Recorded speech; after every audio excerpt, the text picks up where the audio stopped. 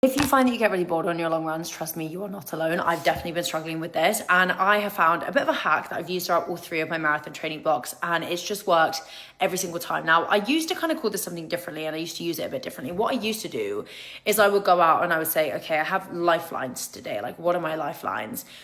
AKA, am I gonna change up my music? That would be a lifeline.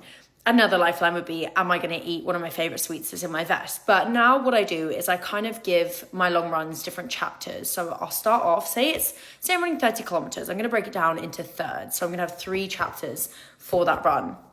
And I'll give each chapter a different form of stimulation, essentially. So chapter 1, I'm going to be listening to West End musicals. Like, that's what I'm going to be listening to. And I feel like it just gives my brain just something completely different to think about. Chapter 2, I'm going to pop on a podcast. Again, something completely different, drastic change of tone, but it just almost resets my mind. And then number 3, usually on the last chapter, I'm going to be struggling, and I have a specific playlist that I listen to made up of like top hits that I can like sing along to, like ABBA, just kind of things like that I know all of the lyrics to, because that last chapter is always the hardest. So I need something I can just really lose myself in.